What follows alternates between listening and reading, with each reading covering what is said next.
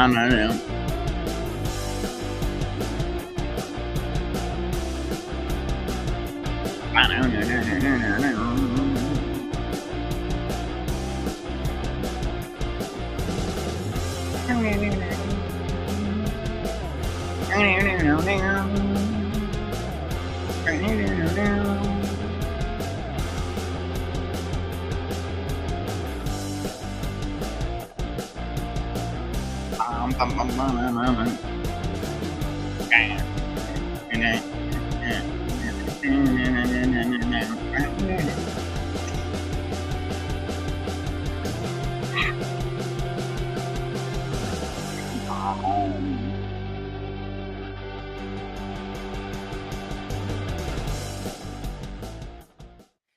right, folks, welcome to What Are the Odds with Barnes and Baris. We had a minor incident and my camera took a what. It's actually just a wiring. But yeah, the new stuff will be here tomorrow. Usually I keep extra stuff on hand like that. But I didn't expect to do such a dumb thing. So it is what it is. Got to go back to the old webcam jammy until it comes. All right, Robert will join us soon. Look, we're gonna have a little sneak peek into the Rust Belt poll, which is really cool. Looking at what I'm looking at, and I already talked to locals. I already threw something up on locals. If you're on locals, if you're a local supporter, then you already know. All right. So what I say now, it's early, and we'll see how things shake out. But we'll get into that in a second if we got some time before Robert jumps on. Don't forget, if you like the videos, to like them and share them far and wide. All the links for everything are in the description. The advertisers, the public polling project, Robert's locals page, it's all there. So if you're not a local supporter, become one, and then you'll hear it first. Listen, it's funny the thing, because I'm looking at it last night. I'm monitoring stuff as I normally do. And I took a look again with fresh eyes this morning.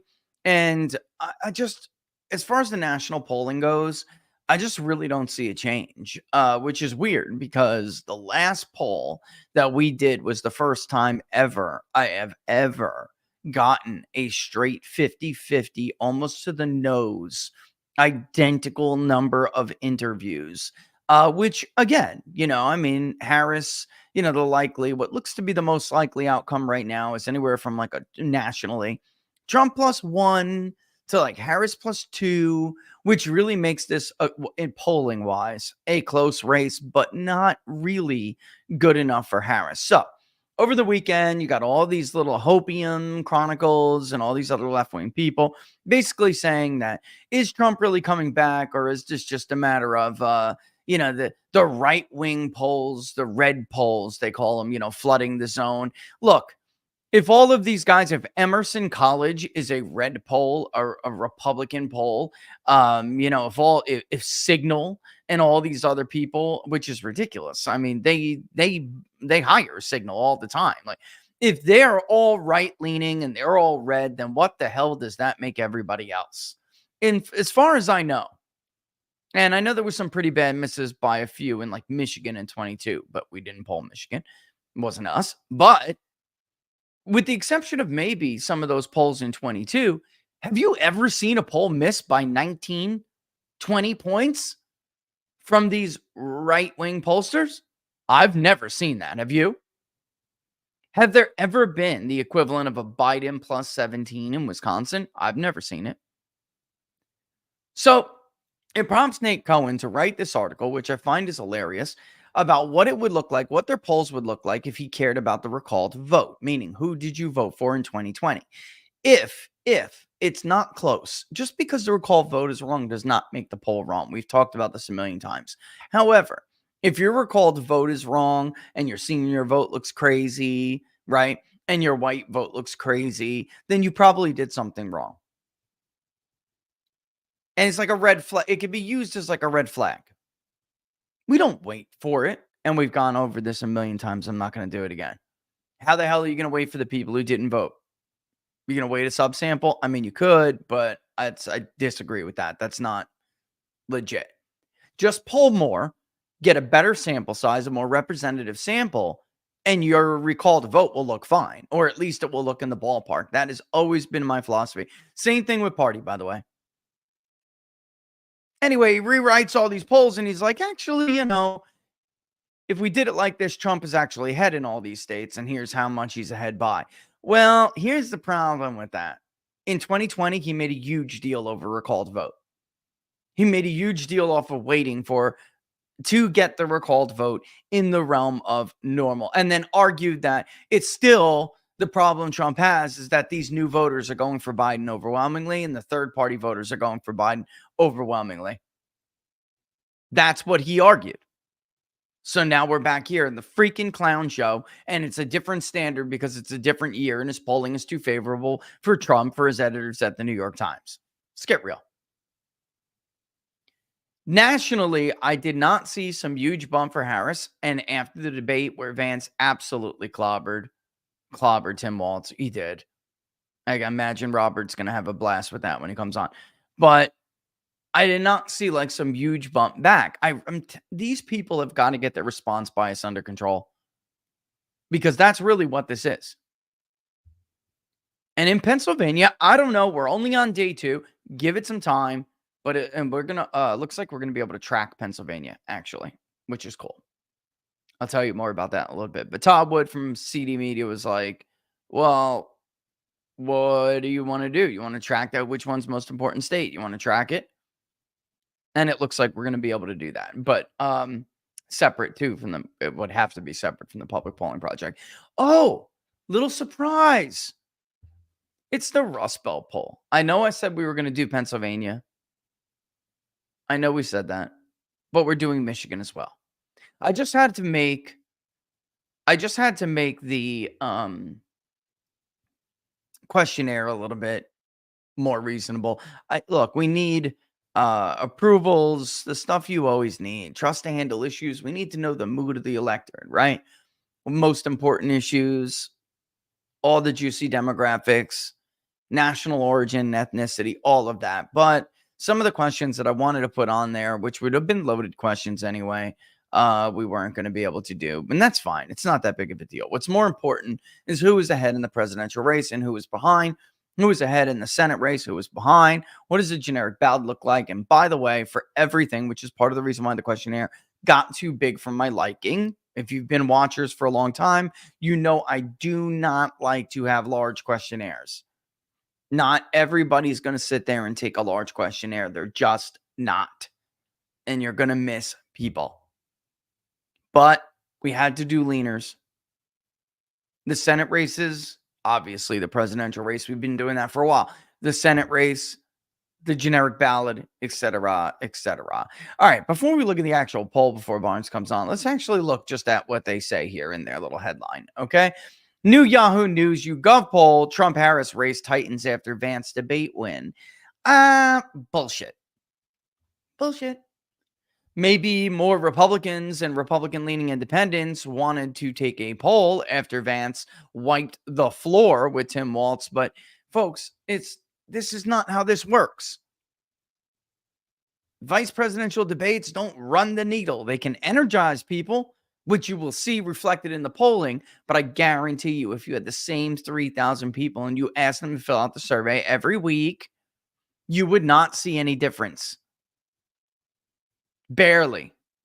Very small movements. You are not going to see what they are trying to tell you they see here. Are you ready? Vice President Kamala Harris's narrow national lead over former President Donald Trump has tightened in the wake of a well-received debate performance last week by Ohio Senator J.D. Vance, according to a new Yahoo News YouGov poll. This is one of the most liberal polls out there. And I guess it's low quality now too. According to the Slimer and his fake model and everybody else, this is low quality now too. This doesn't move the models. When Harris is ahead by 6, it moves the models. When Biden is ahead by 11, 12, 13, it moves the models. But God forbid, this poll has never been tied, I don't think. I really don't. And by the way, it's not really tied. I mean, it's not really a Harris lead. You as a pollster have got to tell people who is going to vote. You can't just say, well, here's the adult sample. Here's the register. I mean, you can, but don't report your headline numbers different every week, depending on how those numbers shake out. So when Kamala and Biden were benefiting from the likely voter model, which we saw months ago, that that had been the long-term story of this race, that Biden actually did better among likely voters. Kamala had the same benefit. This is not the case anymore in this polling and many others. It is not the case. Trump is actually in this poll doing better, in other polls, doing better in the likely voter than he is the adults. Back to the way things are normally. So this week they want to report the registered voter number. They want to report the adult number. They don't want to report the likely voter number, which is what you have to. I mean, that's your freaking job as a pollster. You're basically saying, here's the entire population. Here's what they think. But among those that we think are going to come out and vote, here is what it's going to be. Plus or minus, whatever. N equals whatever. They just go back and forth at whim. We also, by the way, have their scorecard, and it is not good. It is extremely liberal. We'll get there in a second. All right. So the previous Yahoo News YouGov survey showed Harris had 50 to 45, 5 points. That was after her debate, her strongest showing to date in a two-way matchup among registered voters. But now Harris edges Trump by just 2 points, 48 to 46 among registered voters. It's a smaller advantage when you include third-party candidates, 46 to 45, and among likely voters, her lead vanishes altogether to 47-47. Let me just tell you this right off the jump. It doesn't matter if it's the likely voter or the adult survey. If those are the margins, she loses. She's going to lose. All right, it's important to note that all Yahoo News YouGov surveys released since Harris replaced Biden atop the Democratic ticket have had a margin of error of about 3 percentage points, plus or minus, and that the gap between Harris and Trump has remained within that range. You know what? That's actually the responsible thing to do for once. For once, they did the responsible thing, reported the responsible thing. You know?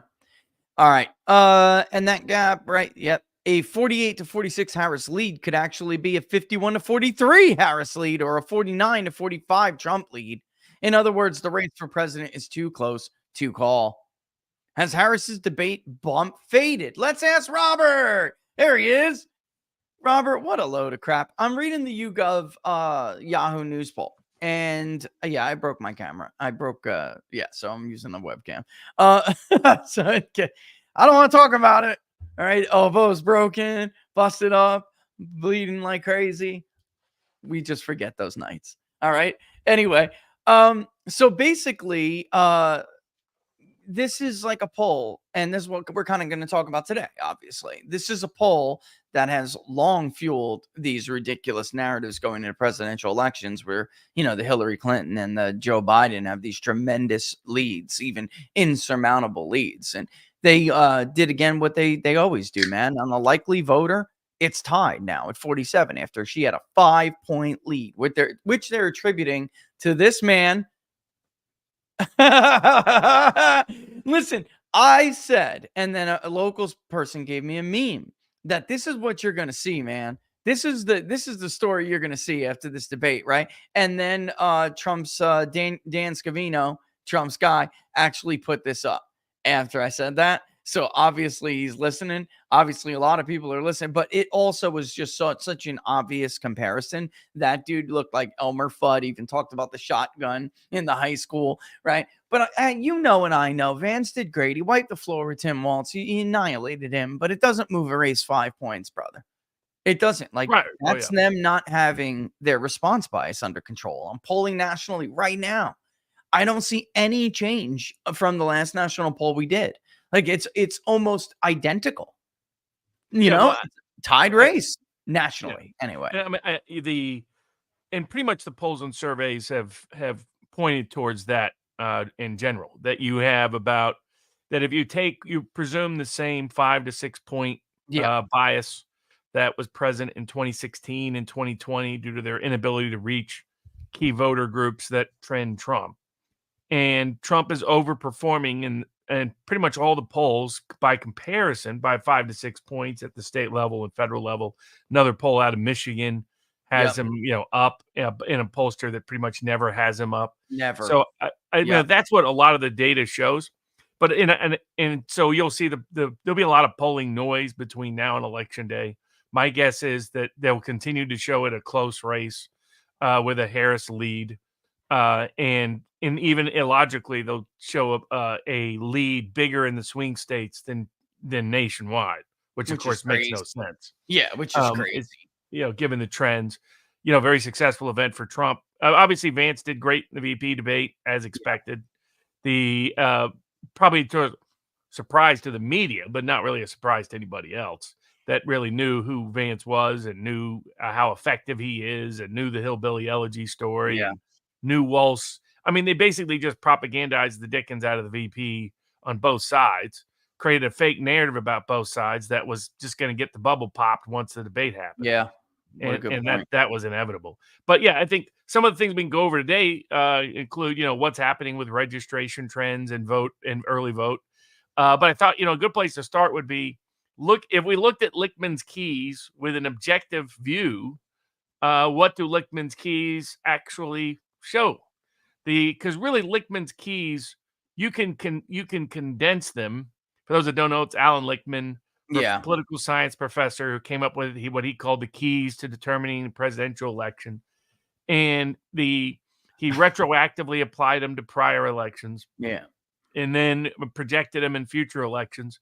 First time he really applied them, he got it wrong in 2000. I know, and he Uh, keeps saying that he's predicted every election since 1984. That is not true. And no. when you call him on it, which I have, by the way, when you call him on it, when I was just a kid, he was like, well, Al Gore won the popular vote. And I'm like, well, that's very good, professor, but we don't freaking elect people based on the popular vote. So your model was wrong. So, like, you have to go back to the drawing board. Do you not? Like, as a social scientist, you should have immediately went back to the drawing board, and you didn't. So, like, now we're just supposed to take this, like, we're supposed to come to you Well, hat in hand and ask you for advice. It's crazy. I mean, I think the key problem is that first you can just distill his 13 keys to about 4 points, Yeah. and they're identical to the fundamentals that we talked about, years ago and talked about just a few months ago. And the fundamentals that drive an American election that Lichtman's keys just try to get at in a distracted way that is subject to too much subjectivity and interpretation, and you just avoid that. I mean, to give people the distilled response on Lichtman, Lichtman thinks the economy is awesome. Lichtman thinks Yep. Trump has no charisma. Lichtman thinks there's been no scandals So affecting the subjective. Biden administration. Yep. Lichtman claims there's been no controversy within the Democratic Party nomination process. Lichtman thinks there's been that there's been no foreign policy disasters. That's right. And Lichtman thinks the foreign policy has had great success. I mean, that's the summary of Lichtman. That's why Lichtman gets to his conclusion. My keys say Harris wins. My keys say Biden wins. It's some of the most absurd and asinine claims you could possibly make about these standards. So if you choose an objective metric and you look at, do Americans think they're more prosperous? Are Americans more hopeful? That's what his economic keys should be getting at. And then they can be accurate. Ask people, do people feel safer? Do Yeah. people feel that there's been no scandal or corruption? Has there been no conflict within the party that the incumbent party? In terms of those issues. And that's why he has to pretend and just make up things now. It's because clearly there's a party dispute when the incumbent had to, after winning the primaries, got kicked off the ballot. That's pretty Right. much the definition of a party. You don't have to have the party conflict occur in the primary voting. That's Which, for by him the to way, pretend there's no party primary conflict. voting. By the way, the primary voting did show a conflict. It was in all throughout the northern Midwest. I mean, there are Democratic Arab mayors in Michigan endorsing Donald Trump. There was just a Politico headline the other day about the Arab vote in Michigan. And one of the guys, and he still is like a loyal Democrat, told Politico she's going to lose Michigan. No, but I'm not voting for her. Nobody I know is voting for her. He knows like the whole damn community. Like, so nobody's going to vote for her. How does she think she's going to win this state? Biden's entire margin was delivered by the Arab vote in 2020. Like, if you go, how many Arab voters are there in the state of Michigan and what was his margin? It was like his entire margin was due to those Arab American voters coming out and voted for him in huge numbers. And if you believe, what if you believe the story, right? They're not doing that for her, brother. I mean, they have said as much over and over. And this is the problem I have with Allen. The day that he went on CNBC and started saying, oh, my keys say Harris is going to win, I showed on Inside the Numbers multiple video clips of him saying that if they throw Biden off the ballot, they're stupid, because the one key that's keeping the election in his favor right now is the incumbency key. And if they remove him from office, she does not get the incumbency boost that a sitting president gets, and she will lose the election. Then he just completely morphs. This is the problem with him. Every key he has, it's not objective. It's completely subjective, or at least he makes them that way. Well, yeah, obviously, Afghanistan was a disaster, Robert. I mean, well, there are ways in which you can have an objective interpretation. And the way I do it is what you're looking at, since you're trying to predict what voters are going to do. These keys are only useful to the degree you defer to there are certain objective realities. We'll get to those, but to what voters think and how they feel. Yeah. And so if you're going to ask, has there been a scandal? You just look at what voters have said as to whether or not there's been a scandal, whether they have questions about character or other issues. Or the competency or capability of the incumbent or the party challenger. The same is true. Now, there's objective metrics on whether or not the party in power is conflicted. Did the incumbent candidate, is he the one on the ticket? Yeah, you start there. I mean, the incumbent candidate's not on the ticket, then by golly, you obviously have an internal party conflict. Pretending that Harris replacing him didn't constitute part. It made it an absurd application of that. She threatened him with the 25th Amendment. She threatened to remove him with the 25th Amendment. They used it like, this is not like even a secret. They went full Chicago on his ass. They told him they would remove him with the 25th Amendment and his son would rot in jail for the rest of his natural life. That is what they did to get Joe Biden to get out of the way. To pretend like this is like, oh, well, he sat down for the good of the country. Cut the crap. That is a bullshit show for the rest of the country. You're supposed to be a professional and you're supposed to look at it objectively, what really happened. And he's just incapable of doing that. Even Harry Enton thinks he's a joke, dude. Even Harry Enton. Nate Silver was fighting with him on X a couple of weeks ago.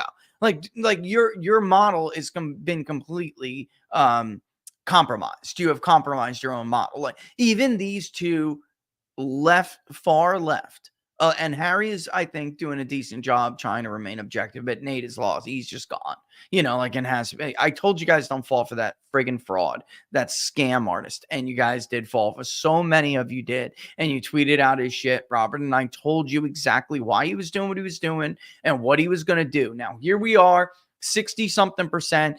Robert, Michigan polls came out showing Trump up. Pennsylvania polls came out showing Trump up. If he knows anyone in any one of these campaign circles, he would know that both of the internal polls have Harris down in Pennsylvania. All right. So the Yahoo News YouGov poll comes out and he's got the audacity, this guy, to say that there aren't new polls for Trump. There are some new polls, but not very good quality polls. And, it didn't really change the model. Okay. If he wins Michigan, it's over, jackass. All right? Like, if he wins Pennsylvania, which he now thinks she's down in, it's over, jackass. All right? Like, if it's a tied race, like Yahoo News has it, it's over, jackass. Like, he's such a fraud. It makes me sick. Honestly, makes me sick to my stomach. And people, people on the right, I don't know, you like being duped? Like, I don't know what it is. Like, you like being duped? But yeah, I mean, I don't spend too much time on this moron. It's just, we were never in this position. Like you said before, we were never in this position in either 16 or 20. Trump was never tied or even leading in any of these polls. All right. And that brings me to this concept of, is there basically this kind of 4-point shift, 5-point shift? So there's like a built-in Really, it's upwards of 6-point bias, right? If you look at the totality of everything. But in like certain states where it matters the most, I you know, I'm actually stunned at how consistently, like Virginia, Tom Bevan put up the other day. And I had quote tweeted him and said, it's amazing how consistent this 4-point shift is at minimum. At a minimum. And it doesn't matter. It's whether you're looking at Virginia or Minnesota, it's like 4 to 6 points, that you can see in Trump's favor. That's like, even if we do the minimum, it's like Kamala wins the popular vote by a half a point and she completely gets wiped out in the electoral college. So I just again, I mean, I don't know. I don't know how anyone could see this any other way. You got to think Trump's not going to get these people out, that he always gets out again. Like he has in the last 2 cycles. I mean, I think that where the Lichtman's keys are useful is if you have a different objective measurement for those keys. That if you don't take the bait of getting so subjective and interpreting them, that you can make claims like there's no controversy or conflict within the Democratic Party. The economy's fantastic. There's been no foreign policy problems. It's only been successful. There's no scandals at all. And Trump is totally without charisma, right? Yeah. I mean, these are claims you listen to. I mean, like, those are kind of insane claims. And Yeah. all 5, you have to believe all 5 to believe the Lichtman's own keys point to a Harris victory. If you don't believe any of one the 5, of them, yeah. because there's a bunch of other keys that are against Against Harris, her. Yeah. because of the midterm trends and other dynamics. So you have to believe the economy is great now and that people will believe it's great in the future. That's 2 of his keys. You have to believe there's been no foreign policy failures and foreign policy major successes, 2 more of his keys. You have to believe that Trump has no charisma and the Democratic Party has no internal conflict, 2 more of his keys. If Trump's Any got of no those go, and his own keys, and that's where I agree with Silver, is Silver says Lichtman's keys actually overwhelmingly point to a Trump victory. Overwhelmingly. What's fascinating is what both Silver, Silver's just playing games with the narrative, and it's up, it's down, it's up, it's down. He's going to do that all year to get as many clicks as possible. He finally accepted a bet. But it was on ridiculous terms that Trump would not win Florida by 8 or more. And it's like, that's not an even money bet. That's a 2-to-1, 3-to-1, 4-to-1 bet. For the betting markets, don't take a bet that the person can lay off that same bet in another market and guarantee themselves a profit. Yeah. So he's not being sincere or serious. He won't take a serious bet. I proposed again. I'll take Trump winning by 8 or more at 2-to-1 because that's what they are in the betting markets for him to win by that mark. No, I think it should be even money. But I'm not going to take an even bet. But it is what it is. I can get 2-to-1 in the betting markets. That's ridiculous. But where he's mistaken is where and how he thinks that the keys are irrelevant. That, in fact, the underlying facts of the keys are the same as the fundamentals we talked about. Yeah. But the issue is how to interpret it. He's just twisting the interpretation. Right. And what all he said is look at what voters think. That tells you. Because, again, what are you trying to determine? What voters are going to do on election day. And, of course, some are already voting. But over this next couple of weeks, what are voters going to do? And for that, the economy is relevant. For that, the sense of security. Like, he has this chaos component to his keys. He totally misconstrues it. He doesn't know how to apply it. He's projecting it from 68 and other factors. But it's simple. Do people feel safe in the world? Do people feel safe in terms of risk of global war? Do they feel safe in terms of domestic crime? Do they feel safe in terms of domestic issues in general? And you look at foreign policy. You don't just have to look at Ukraine and the Middle East and all these red flags of world war, but you also, or the debacle in Afghanistan, you also have an issue that touches on all 3: economy, people's sense of security or chaos within the country, and foreign policy, which, according to Lichtman, this issue doesn't exist and doesn't matter to voters. And that's immigration. The immigration is, so like, if you were actually honestly applying Lichtman's keys, you would come to the overwhelming conclusion that even Silver conceded, which is that they all scream Trump victory, because the part of the keys that are relevant is what do voters think about? Do voters feel safe and do voters feel prosperous? I mean, elections are pretty darn simple. Now, when there's an even split, like there was in 2020, like there was in 2016, then it's a close call, like it was in 2012, like there was in 2004, like there was in 2000. Those are going to be tight elections, and they were. And they were. But Yeah. our point is this election looks more like 2008 than it does any of the other elections since, or more like 1992 than Yeah. any other election Looks since then. feels like 92. That's it. Yeah, It's 08 too. I mean, you can give it well, it's just because that at they're least from so an economic yeah. perspective, voters' views of the economy is as negative as it was in '08. And That's what he's ignoring, the perception of it, because for him, wages, Robert, it's well, and I easy think, by the for way, a lot him. of Democrats really believe this. I mean, it's starting to become clear to me. I'm seeing economists say this, Democratic consultants say this. They have convinced themselves that the economy is fantastic Yeah, objectively, and that voters will come around to recognize how wonderful it is. And that's what they're banking on. They're but not they banking made on this this voter group mistake. or that voter group turning out or not turning out. They're like, no, voters will realize the economy is awesome. And it's like, this is delusional thinking. And it's best exemplified by Lichtman himself. They made this mistake in 16, though. They did. They thought, Mhm. "Oh, this is the new normal. Things are going well. The American Reinvestment Act just put everything right back on track." And also, let's not forget, there was a massive it's like voters knew before the government told everyone. There was for those who don't know, there was a massive revision to economic data surrounding wage growth, personal income, and outlays. They made it out like things were just hunky dory. And then when Trump won, within 6 months of him taking office, the Bureau of Economic Analysis had had published a bunch of revisions for the prior Obama era, and it was bad. I mean, and they lied about it, but they had thought that the economy was doing well. GDP wasn't really that bad. Things were coming back. Wage growth was decent. This is the new normal for wages now. Don't expect more. And inflation was low. I mean, that's the story they told. And Americans said, no, that's not how we feel. But it was all there. It was, and not even to the extent like we're seeing it now. We went over the Gallup data. I mean, they were negative, but they weren't this negative. It's like, and also that question, and New York Times and several others have asked, how much change are you looking for? There's a significant desire for radical change, like a very much a totally different direction.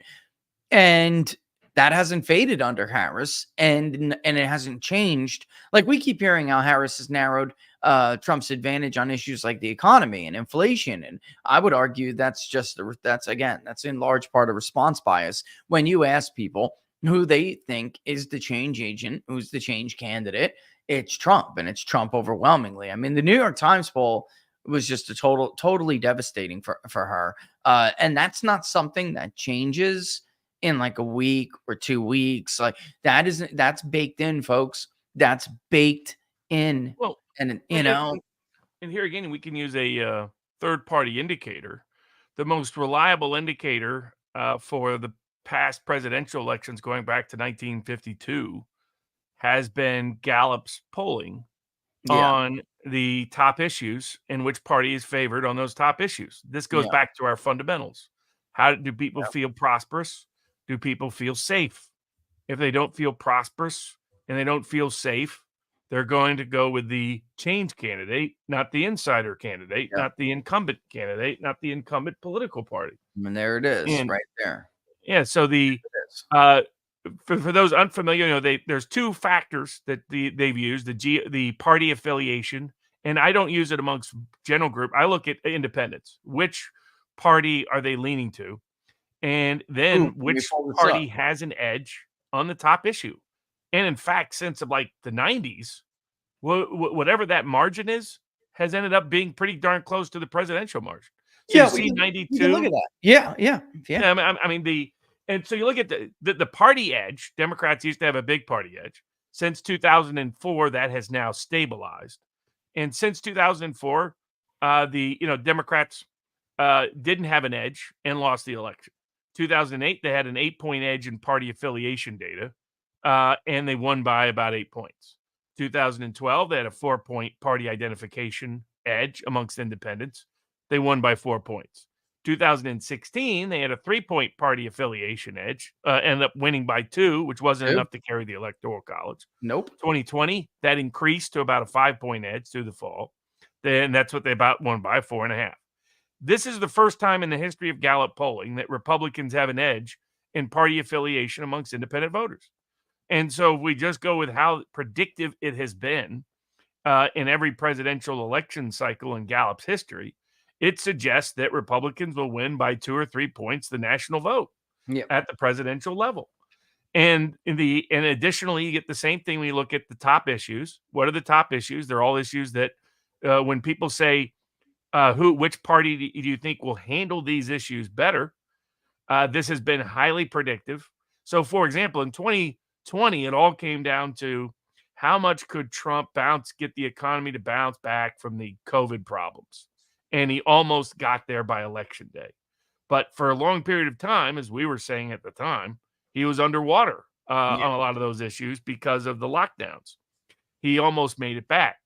But in 2016 and 2020, he had nowhere near as favorable a party affiliation data or top issue identification data as he does this time. He had nowhere near as many people saying that the economy stinks and they didn't think it was going to get any better. He didn't have anywhere near as many people saying they don't feel safe or secure. He was nowhere near super majorities on mass deportations of immigrants present in the country. Immigration was an issue. It was not a top 2 issue, top 3 issue, like it has been consistently throughout the fall. I'm looking at it right now. Yeah. And Gallup has it more so with immigration. We're right now, because we did Pennsylvania and Michigan, or we're doing Pennsylvania and Michigan. This is day 2. It looks to me like inflation's getting worse. Like it's been consistently like 32% saying that. In Pennsylvania, it's now approaching 4 in 10 who are saying that inflation and the cost of living are the number 1 issue. Economy and jobs in general behind that. And then number 3 is immigration and border security. So it's like abortion is number 4, Robert. It's number 4. But I mean, it's like 10%. Gallup reports, as they've said, there's been a strong predictive impact on this simple question, which, by the way, is just a real objective metric for Lichtman's keys, a real objective metric of what we talked about as the fundamentals in the election going back multiple election cycles and just a few months ago, which is which party is better able to handle the top issues on voters' minds. Yeah. And on that, Trump and the Republicans have a 5-point edge. Yeah. That's a bigger edge than Democrats had on COVID. That's a bigger edge than Trump had in 2016 or in 2016. So it gives you an idea that the scale, I mean, if you're looking at a national electorate that is leaning Republican, if Trump wins the national vote, this election is over on election night. Yeah. It means it's not close in Pennsylvania, not close in Michigan, not close in Wisconsin, not close in North Carolina, not close in Georgia, not close in Arizona, and, surprise to some people, not that close in Nevada, because Trump overperforms in those states. And I assume what your data is showing is that Harris is likely to do even worse than Biden in swing states like the Rust Belt. We've already seen it in the Sun Belt. Media's own polls showing Trump up 6 points in Georgia. Media's own polls showing him up 8 in North Carolina. Media's own polls showing him up 6 in Arizona. Folks, if those numbers are anywhere near accurate, then what you're seeing is an electoral college blowout on election night. Yeah, I'll tell you. Looking right now at high school and below in Pennsylvania, and it is a little bit too minority. This, I'm sure, will work itself out as we go, and it's certainly a little bit too female. But man, if this is the deal, all right. First of all, inflation and cost of living is actually even higher for them. Of course, it should make sense, right? I mean, they're approaching 50% saying that is their number 1 issue. The second number 1 issue for them is, of course, the jobs in the economy, which is about 17% currently right now, and immigration and border security, which is about another 13%, with everything else scrambled down below. He is leading her on every single issue. when it comes to who do you trust more on these issues. I mean, the immigration lead, 51-32. Goodbye. I don't know what to say. Like, that is not really that. What is it shows is like something's going on with the ballot. Like, something is going on with the ballot, because that's not really a close race. Well, That's not exactly. really, Well, I think like, not that close. I don't know yeah. what it is yet here. I don't know what's going on yet here, Robert. I mean, You know? I think that my guess is two things. One, if you look at the underlying data and assume Yeah. they're missing the Trump voter and assume the same margin of bias. That's what I thought Yeah. I'd call it, rather than margin of fraud, margin of error, margin of bias. There's a consistent margin of bias in median university polls concerning Trump that are 5 to 6 points overstate the Democratic margin. It's a little bit higher and worse in the swing states, the margin of bias. Right. So what you would expect to find is if Trump is winning the Midwest by 3 or 4 points, that you would expect him, the polls, media university polls, to show him down 3 or 4 points. Yep. If he's even or winning nationwide, you'd expect the polls to show him down 4 to 5 points nationwide amongst media university polls. And that's exactly what we're seeing. And what we're seeing is the occasional poll come through that's showing a Trump a big lead in, let's say, a North Carolina, a Florida, a Texas, a Georgia, an Arizona. I think what these are is polls that stumbled on an accurate number. And I think the main reason why the margin of bias is still there is because the same voter group is still very hard to reach. Working class older voters. Sure. And then I think what Would be an you've already issue to started pull to pick off. up on, and some others have started to pick up on, is there's going to be this is more and more like 2016. So Yeah. that there's going to be a social bias. So I think when you It's see them feeling like saying that. Yeah.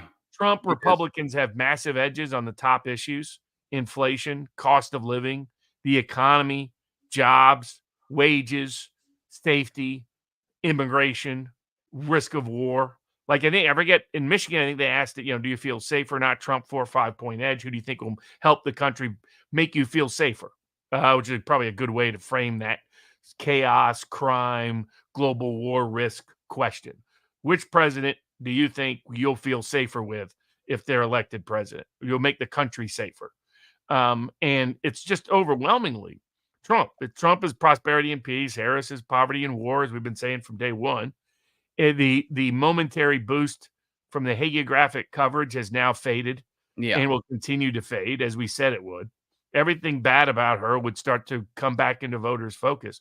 And I think what you're going to get is you're going to get an undecided voter group that is going to vote 2-1, 3-1, 4-1 for Trump when you look at underlying how they're leaning, but might not be willing to admit to themselves or to pollsters that they're going to vote Trump because of the generations they come from: millennials, Zoomers, minorities, etc.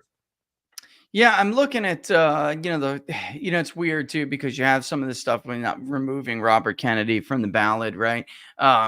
He wanted, of course, to get off the ballot in some of these states, and then Democrats wanted them back on. So we wanted to look at that to see, because I noticed in Mitchell Research, he actually did poll with him still on the ballot, because of course he'll be on the ballot, and that is the correct way to do it. But like, if you pull together all of these people that are going to be on the ballot. Chase Oliver's getting nothing.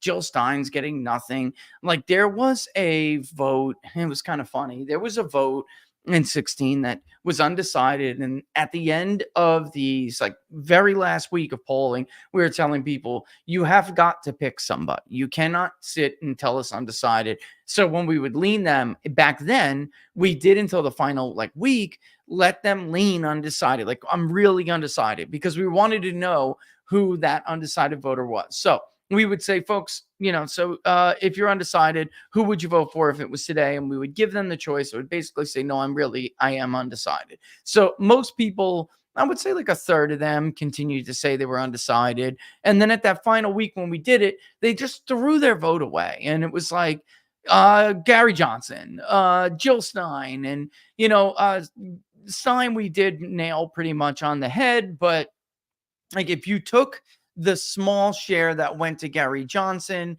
when they really didn't vote for Gary Johnson, and you took them off the table because maybe they just were Democrats or they were people who would otherwise vote Democrat that were not going to vote for Hillary Clinton.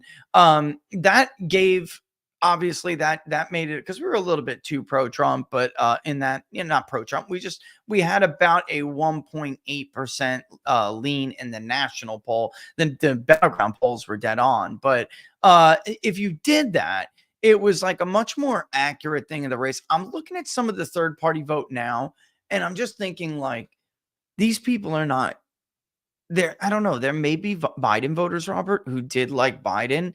I mean, some of her white working class vote is abysmal. It's absolutely abysmal. And I don't know what everyone else is seeing. I just don't know how. I mean, I'm looking in Pennsylvania right now.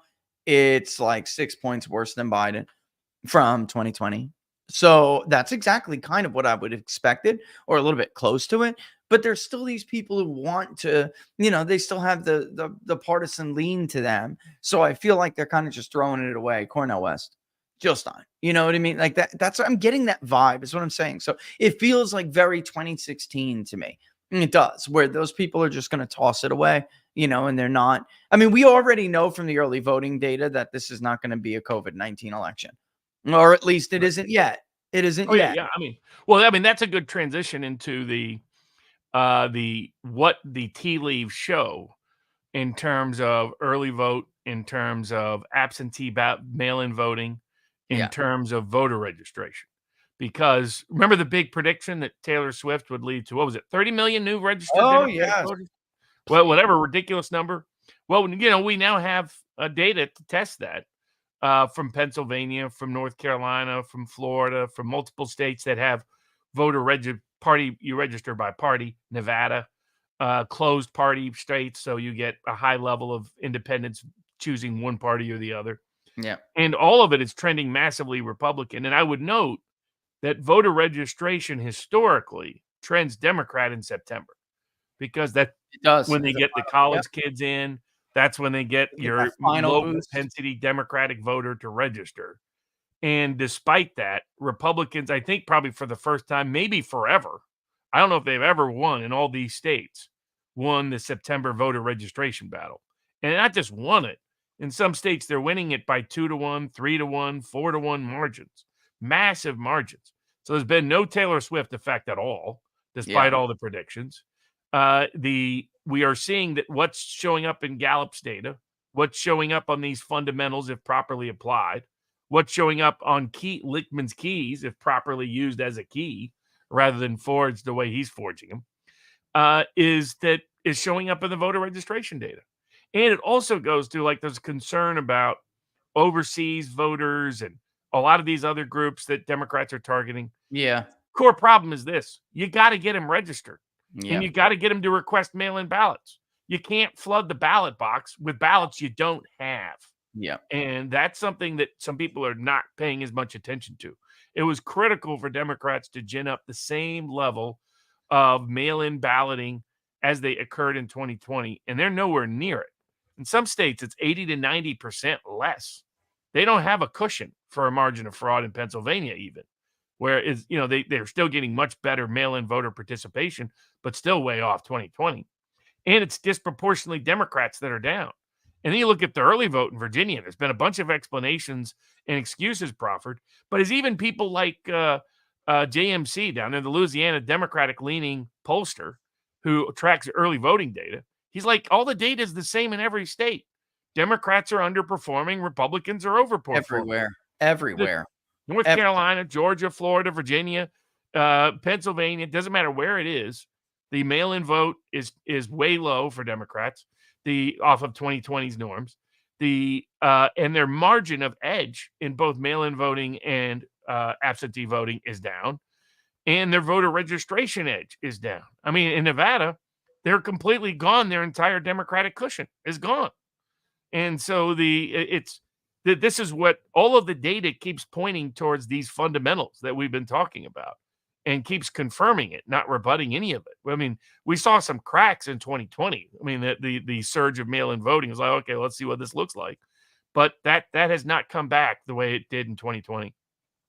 Before we get into, speaking of Nevada, I mean, we could talk about that poll that came out. Oh, we want to tease the poll. We're going to tease this poll. And then the poll comes out, and Robert, that one and the another one that same pollster had done for Arizona, when Trump won Arizona and he barely lost Nevada, he won independence by single digits. And these people have him winning independence by 20 points. And yet somehow the electorate's so Democratic that and by the way, Harris has got a lock on her party more than he has on his. And I actually can see in the polling how they could do that. It's very simple though, what they're doing wrong. Even if it's 1 or 2 points she wins the crossover battle with, what they're doing wrong is their Republican sample is too educated. And that is going to happen if you're not careful with geography. And honestly, they got to stop taking people's words for area type. You can't take their word for it. People don't know what kind of an area they live in. Anyway, I just wanted to point this out like I did for people on Friday. This is a simple database query of the state of Pennsylvania that is of people who have voted in 2 or fewer elections and over the last four cycles, actually. So 22, 20, 18, and 16. All right. Look at that number, folks, and they're worried about overseas voters. 2 million overseas voters, upwards of 6 million, 7 million could be out there. Folks, there are 2+ million low prop voters in the state of Pennsylvania alone. So when Robert and I tell you to shut up and focus on the people that you could get out, your friends that you're bitching about gas prices, your coworkers, your family, whatever it is, that would be a more beneficial use of your time than worrying about stories about Democrats trying to get overseas voters, which, Robert, they always do. They always do this. This has been something, do it every single year. And it used to just be mostly military ballots that came in overseas, and they would be Republican anyway. Things are changing. Times are changing. But I mean, I showed this to people with Michigan as well. This is Pennsylvania. You could see what I did here. At most, 2 voted from general election 22, general election 20, general election 18, general election 16. At most, no more than twice. This is how many voters we're talking about. That's how many we're talking about. I can actually change it, and I could say, let's even do just 1. All right. And let's get rid of all primaries altogether. Let's run it again. Hopefully the database is usually overburdened this time of year, so hopefully it doesn't take forever. Let's run it again. And you're still going to see an astronomical number. There it is. 1.2 million. Excuse me. Remind me how many votes Joe Biden won the state of Pennsylvania with last time. Remind me how many it was again, folks. Come on. By the way, their decrease in return ballots is enough to more than account for that margin right now. So, so when it looks like Democrats are, and they are, doing much better than Republicans in Pennsylvania with requesting ballots. Of course. I mean, it was 85-15 last time. It's like 75 now. So we would expect that. But the difference is, obviously Republicans turn out a lot more. I think that's showing, progress that Republicans are making. But I don't know, man. I still think that if you want to compete, you cannot leave the work of 8 weeks up to 8 hours. You know what I mean? I just don't think you can do that. It's not the smart thing to do, but they're working on it, and Republicans are different creatures. They're different animals. But again, 1.2 million. And if I click that, it's going to tell you that it's mostly conservative. Yes, the party will be misleading. It'll be about D+2 for what we infer them at, but it's Pennsylvania, where they're in the middle of this huge transition. These people they haven't changed their registration yet. So many of them still have Democratic voting history. Some of them going back to John Kerry, and Western Pennsylvania was blue, So, I mean, this is what people don't understand. The new voter or the returning voter does not have to be some 19-year-old college kid or 20-year-old college kid. That's not at all what we're seeing, which is why there's all these headlines people can go and look at. I mean, Pennsylvania, the auto voter registration was going to help Republicans because you're making these people re-register. And when they re-register, they're not Democrats anymore. Or when they register for the first time ever, they're not Democrats. You could tell by income. You could tell by all the other demographics we talk about consistently. Those are not Democratic voters. Not anymore. And, well, the other thing for the Democrats was they needed the volume to be up. They need the So a lot of volume. people are Yes. focusing on the disparity of Democrat to Republican, and for that's useful, look at baseline Yeah. of 2020. But I was mostly interested in, can you get the volume? Because if you can't get the volume of mail-in ballots, your ability to show up with a bunch of ballots to pad the ballot box on election night just disappears. You need the ballots to do it. In 2020, in part, they got away with it because they didn't even need to request the ballots in many states. Places like Georgia, they got sent them in mass. I mean, every single voter got them. Nevada, every single voter got them. The Arizona, every single voter got them. Pennsylvania, every single voter got them. So Yeah. consequently, you couldn't use request as an indicator. Now you can, and you can use returns as an indicator of trend line. Where were they in 2020? Where are they in 2024? And they're way behind. They're anywhere from 20 to 95% behind where they were in 2020. And then the same data is showing up in those states that already have some form of early voting. Like if you want to know, okay, are they just cannibalizing their vote?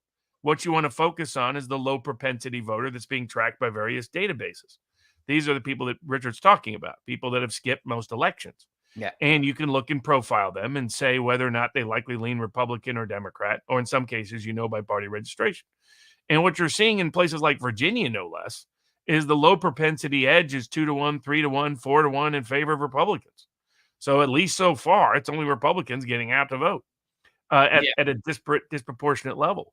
And then you dig into this. I went and dug into the voter registration data further because I was curious about where the voter registration trends have occurred. And what stands out is that the only place Democrats are holding their own is post-college precincts with professional managerial class high level of occupations.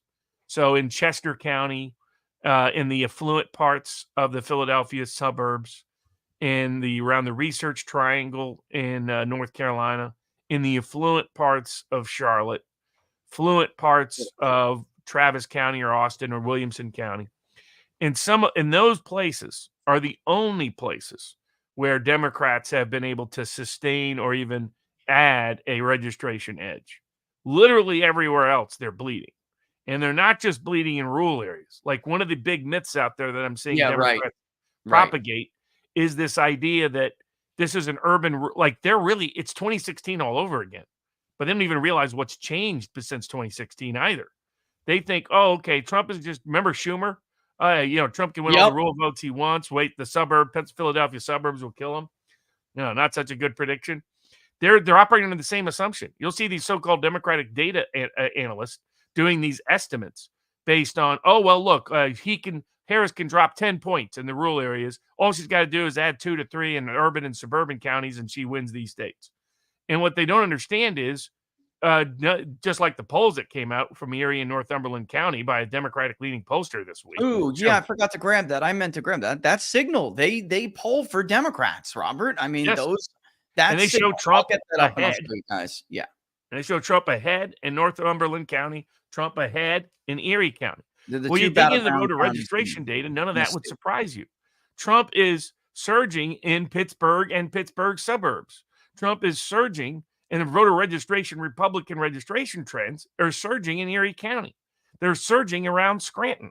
They're surging in the blue-collar areas around Philadelphia. They're surging in the in black areas and urban areas, downtown Philly has experienced some of the worst Democratic. Like one of these analysts was like, "Oh, Harris can add 8 points on Philadelphia." It's like she's going to lose points. What the hell are you talking about? Right? Yeah, people are crazy. They really think this is just rural white people upset, and that Harris will just surge with the upscale Democratic voter. That's why they're doubling down on running around with Liz Cheney. That this is 2016 on steroids all over again, but more so, right? Even more so, and without Hispanic support, without black male support, without the same levels of black male support, without the same levels of Zoomer millennial support, because the hipsters aren't with her. She can do all the, call me daddy podcasts that you want, and it's not gonna get it. They don't realize which voter group is at issue. It isn't the abortion lovers on Call Me Daddy that she's losing. It's working class black men that she's losing. It's working class Hispanics who have one of the lowest abortion rates in the country that she's losing. These are the groups she's losing, and continuing to bleed out working class whites that Biden momentarily got back, particularly older ones who are frightened by COVID.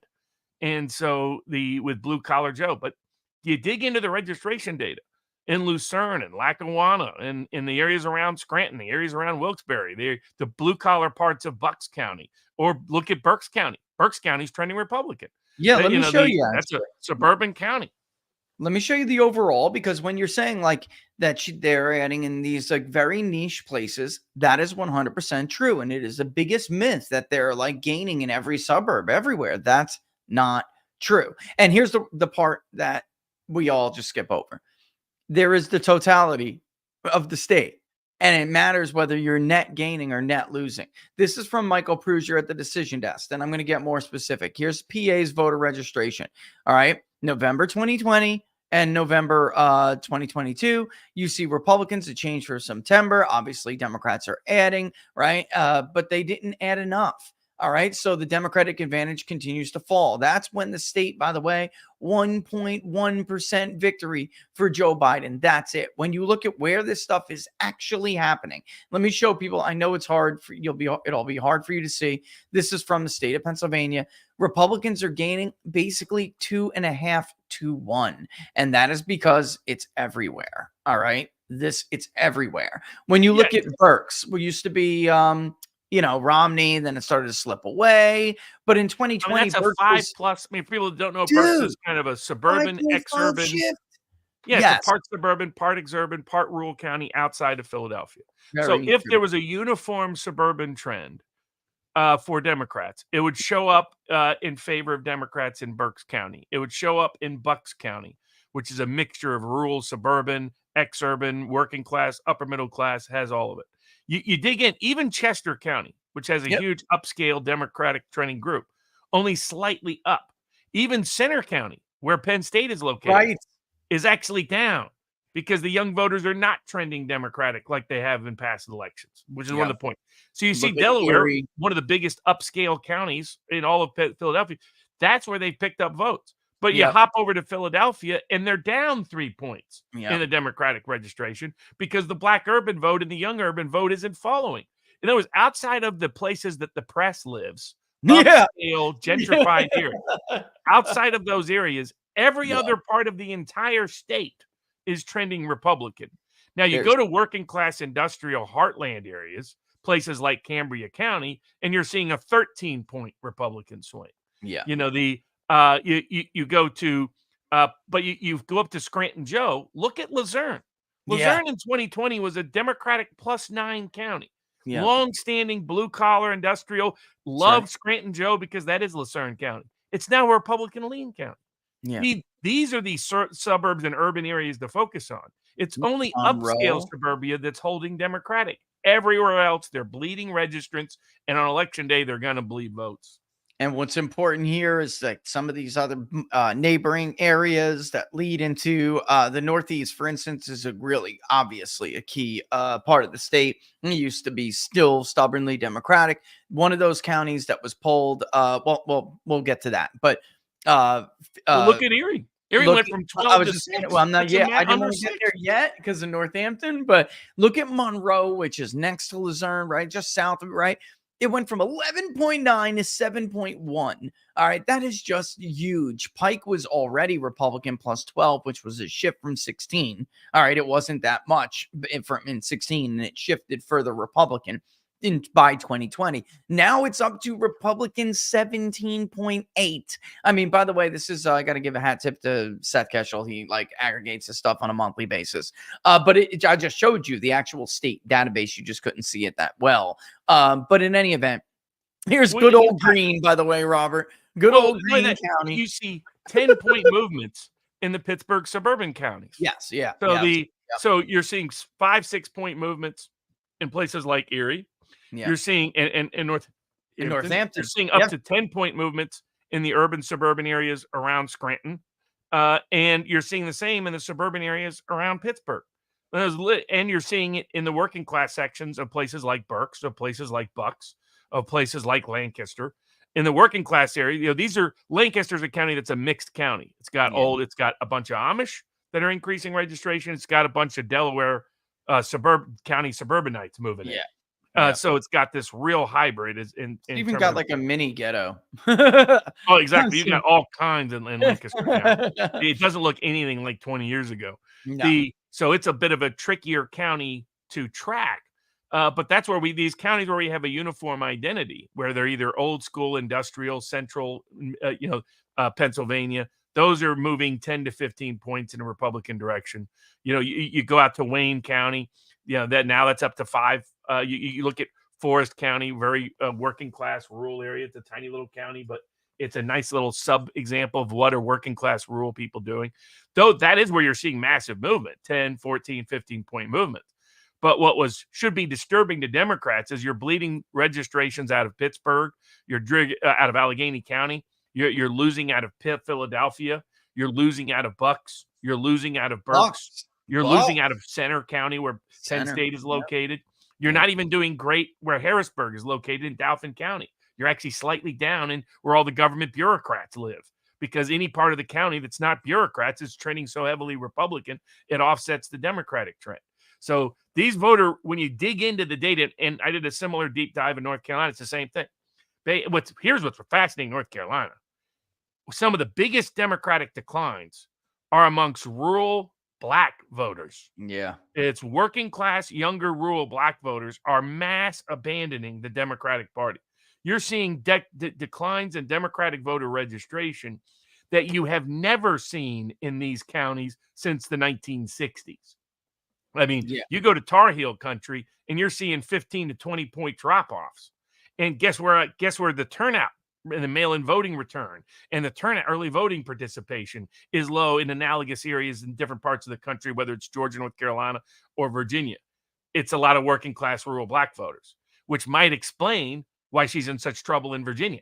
Might explain why she's so underwater in Georgia, which means, by the way, she's not competitive in North Carolina. They're wasting their money on North Carolina.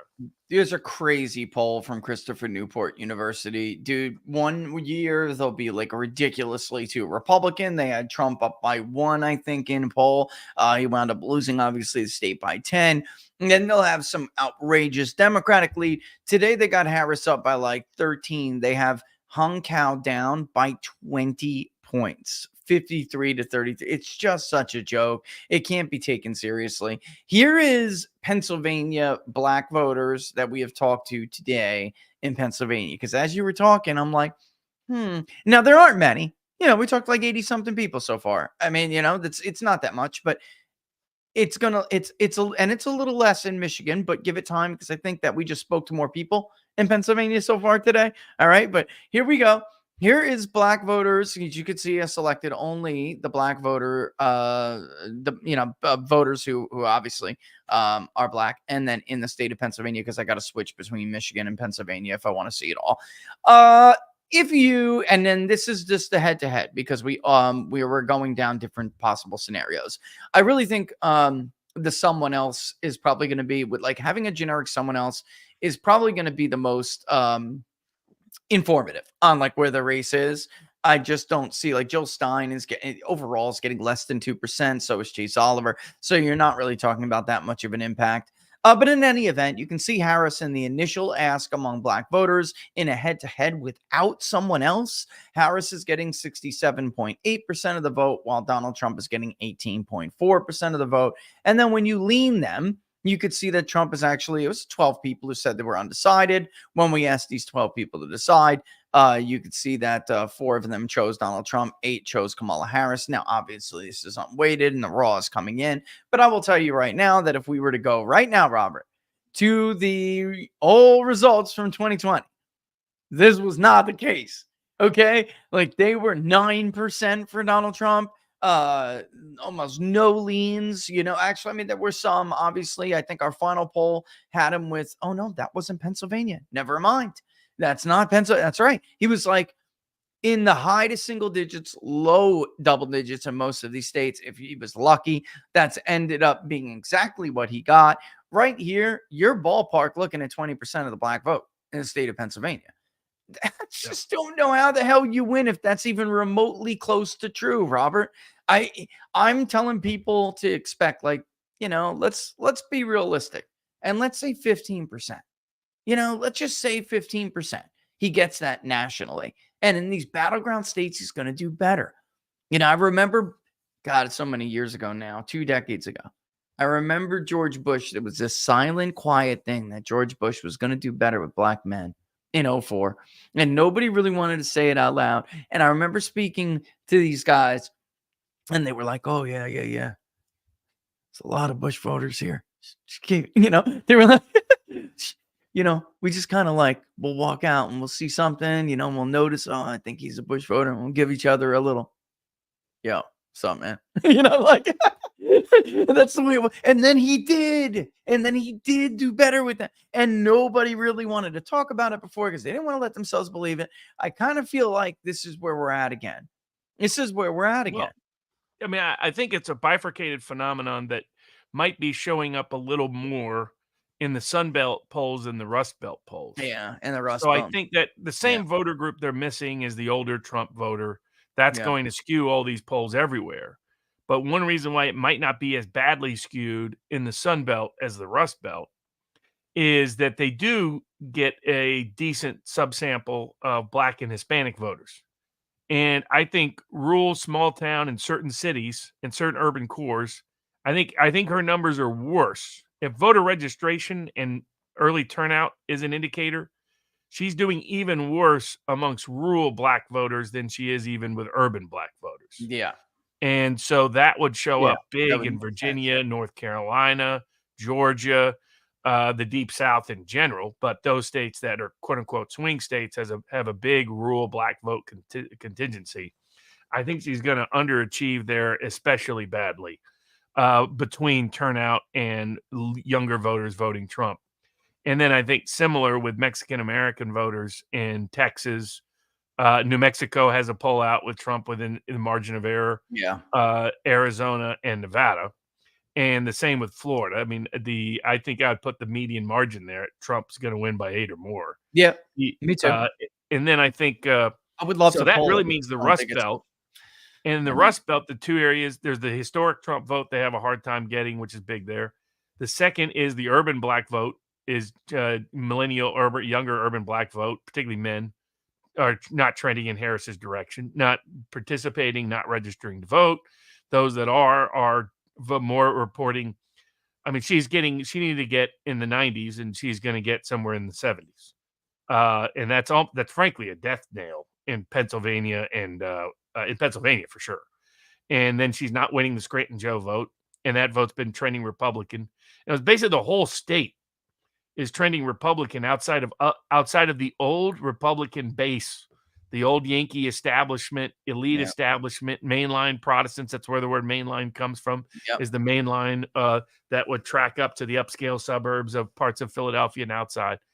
Outside of those little pockets of upscale suburbia in Southwest Philly, Northeast Philly, the working class parts of Bucks County, working class areas of Berks County, those areas are trending Republican. And so and then you add in Michigan, the problems with underachieving amongst Yankee voters, the losing the Arab vote out of Dearborn, not getting the big Black numbers out of those urban Detroit voters, and then the same issue with work, and then the specific problems with auto workers and with Teamsters. I mean, those are problems they didn't have in 2016 or 2020 to this scale. Now they do. And this is why Vance was picked, is his focal point, his biography, his background, his profile, all helps particularly in the working class industrial base. And that's, I think, her last hope is to sweep those states. And she doesn't play well in those states, and the demographics are bad there. But I can see why the polling is picking up on the Sun Belt trend before it will likely and maybe ever pick up on the Rust Belt trend. But the same date is there in voter registration trends. Mitchell's got Trump. Mitchell's going to have Trump. Mitchell Research is going to have Trump exactly where we're going to had Trump exactly where it looks like we're going to have him with the Black vote. What's interesting is that you can compare it because he's getting like, low teens in the initial ask just head to head. And then he's taking enough of the undecideds to put him at like 20%, which is exactly where Mitchell research had him. So, and by the way, there's something else going on here. Would it be so shocking for you to hear that Trump is stronger now in like, especially like text to online? He's stronger in that data collection mode than he is in these like online targeting panels and marketplaces. And I mean, used to be any phone connection to a voter, it was like toxic, and Trump's people just hung up. By the way, that's still happening. I actually checked. A Trump voter is 5 times more likely to abandon a survey than a Harris voter. Even though he's doing stronger in the phone polling. What do I mean by that, folks? They'll take some of the survey and then tell the agent, I'm for Trump. Just put me down for Trump. And we try to prompt them and tell them, we cannot record your response if you abandon the survey. They just don't care. Like that's why Nate Cohen, I think, decided to include people who didn't finish the survey, probably went back to his 2020 data. And it was like, man, we would have been at least somewhat closer if we wouldn't have excluded them. But for text to online, there's no doubt. Like there are some people who say, I'm for Harris, but I don't have time to take the survey. Just put me down for, and you can't do that. They have to take the survey. But it's overwhelmingly 5-1. There are Trump voters going, they'll just text you back and they'll just be like, I'm for Trump, man. And you're like, you got to take the survey. Give me 5 minutes. Give me 5 minutes of your time. Make your voice heard. We give them all the spiel in the world, Robert. Your voice matters too. If you want your voice to be represented, then you got to take the poll. Believe me, like that. We give them everything in the world to try to hold on to them. But I don't know. But still, he's doing better on the phone than he is in the panels, in the marketplaces. Weird. Yeah. I think it does show that the new voter group that he's picking up, that this part, I think, is showing in some of the polls. In other words, as he improves amongst Black voters, as he improves amongst Hispanic voters, as he improves amongst millennials and Zoomers, who have not always been big dropout voters in public opinion polling, that these polls will show it closer than they showed in 2016 or 2020. But they're still missing that older working class white voter that just doesn't like polls in the modern era. And that's disproportionately located in places like the Rust Belt. And that's why I think now what's interesting is the New York Times, when it weighted according to 2020 vote preference, it showed Trump up pretty much. Yeah, it showed Trump up pretty much everywhere. And if that's the case, if the people who voted in 2020 that are voting in 2024 are leaning Trump, then Harris has to have a massive edge amongst new voters. Among people who skipped 2020. Right. And all the data goes, the registration data, your polling data, the underlying reasons why those people are participating, all suggest she will lose that vote. Yep.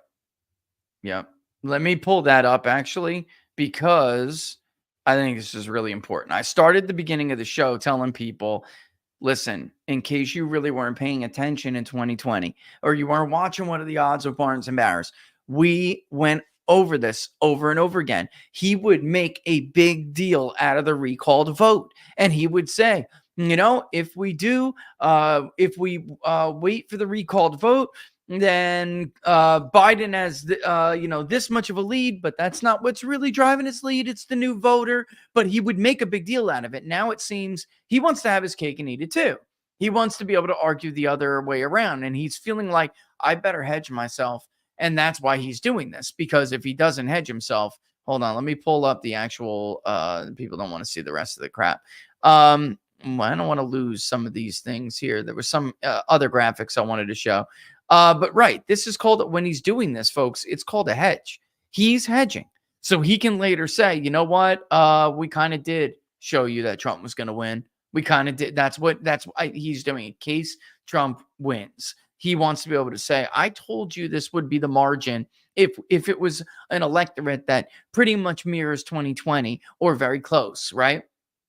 What a recalled vote is, folks, is you ask people, who did you vote for? All right. And the prior election. And again, I don't wait for recalled vote.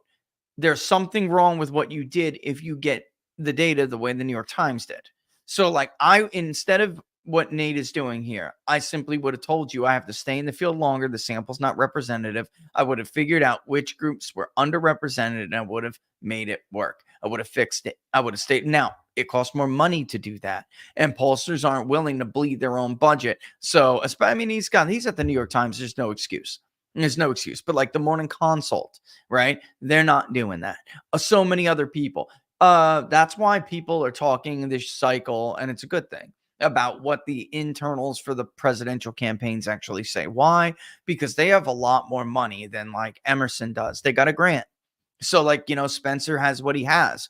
And if he goes and says, if he says, I got to go back out into the field, I didn't get enough of responses from this group or that group, they're going to be upset because he's going to wind up blowing the budget. If you are a media outlet and you pay a pollster, you've agreed on a certain amount. So like, Gary Langer at Langer Research, if he doesn't do a good job and then he has to come back and get more numbers, the Washington Post and ABC are going to be pissed. All right. This is the way it goes. All right. So this is the New York Times basically saying that if the electorate is different than what we think it's going to be, and he went on and on about a response bias that he is likely plagued by because of when he polled. Look at these numbers. North Carolina's got Trump up by 3. He's saying he would actually be up by 6. Arizona would have changed somewhat, would have been Trump plus 3. He's got Trump up by 5. That's the only state where we see like some weird shift like that. Michigan, where he has Harris up by 1, would have been Trump plus 1. Pennsylvania, also where he has Harris plus 4, would have been Trump plus 1. Folks, that is a big difference changing because of the recalled vote. Like they always talk about high quality polls. Robert, if you're changing the result this much because of recalled vote, they can say high quality, low quality. I say high accuracy, low accuracy.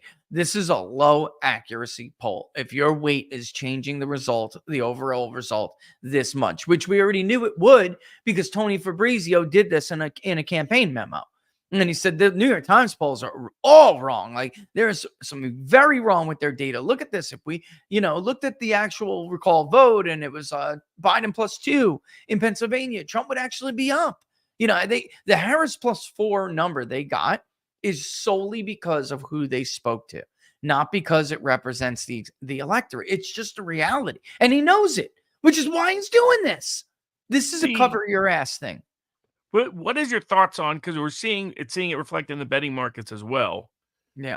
Discrepancies that I don't think should exist. So one is Sunbelt states deviating from one another.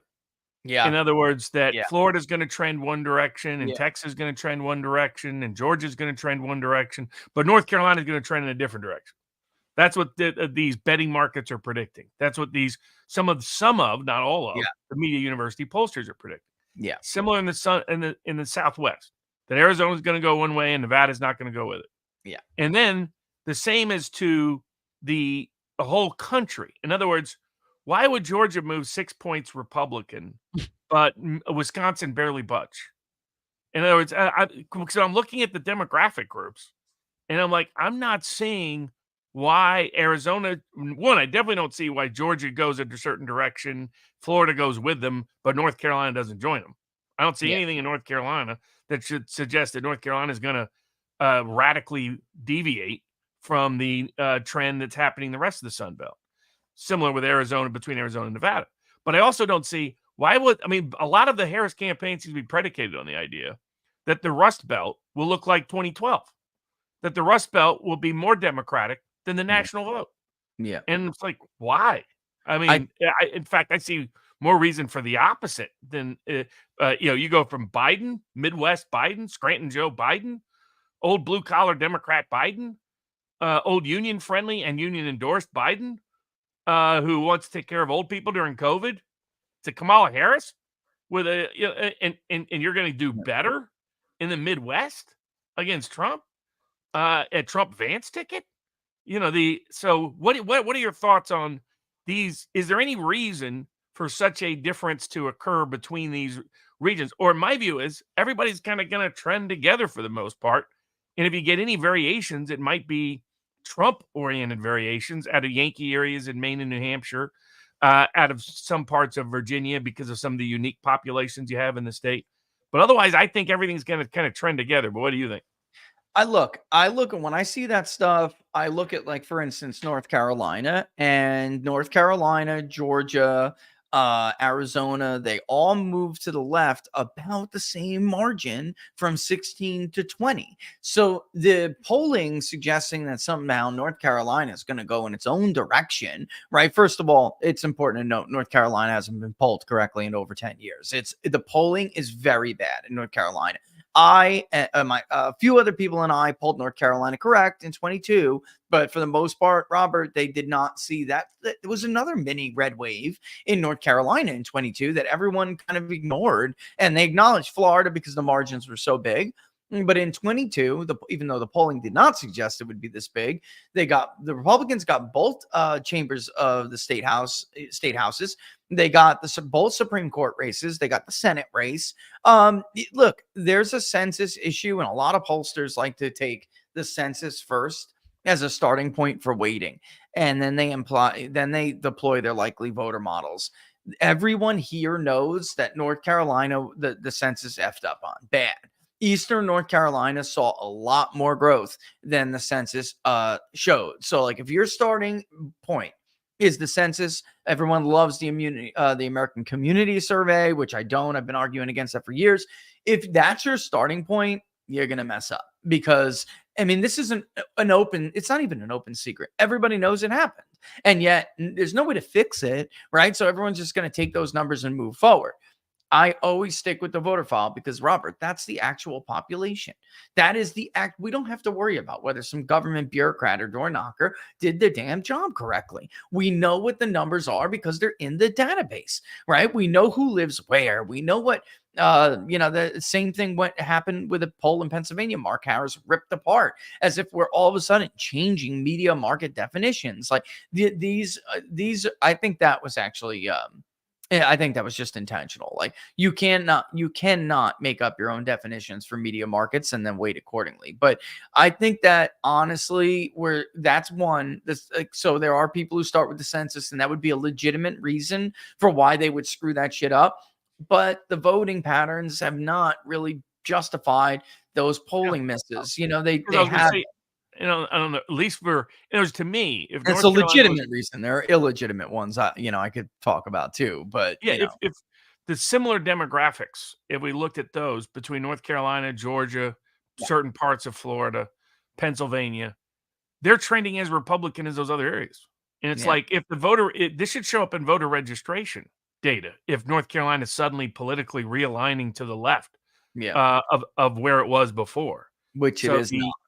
Yeah, and it's similar Arizona and Nevada. I mean, I don't see any reason why Nevada should trend differently, should suddenly diverge from Arizona when it's mostly flowed together in the Trump era. But what do you think? Yeah, and I got to give Decision Desk credit for this. Like, you have to look at the shifting of the national mood, right? How much did the national vote shift versus how much the states themselves shifted?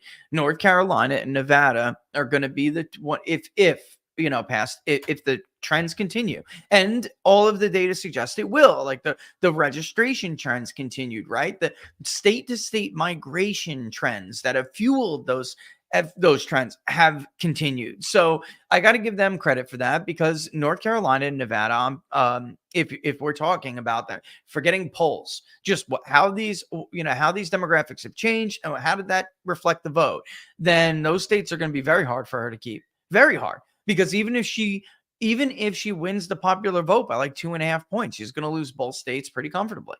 So where she could hold on is in the northern Midwest states, and they would argue that she's going to do so much better with white college educated voters than Biden, than Clinton, that she's going to offset the losses with non-college. Here's the problem with that.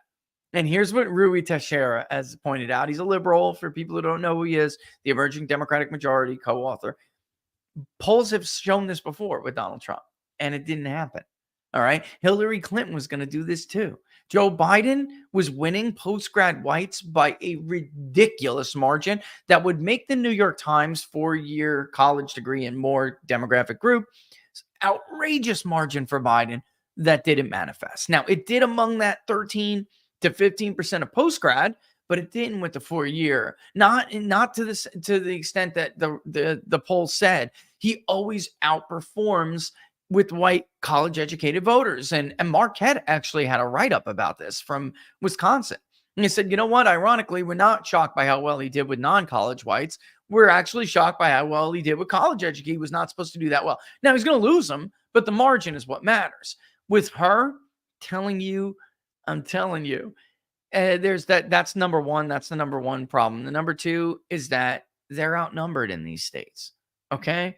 Nobody is moving to Michigan for a professional class job. Like, not nobody, but you know what I'm saying? There's been a Detroit revival, but that's not who remains there after, right? There's in Michigan, folks, it's going to be 65-35, non-college, college. Same thing with Georgia. In Pennsylvania, Harris will be lucky if it's 60-40 in favor of non-college combined. And you do count some college associate degree in that, which is why that group becoming more Trumpy in the Midwest, especially, but that group becoming more Trumpy is a huge problem for Democrats because Obama used to win them.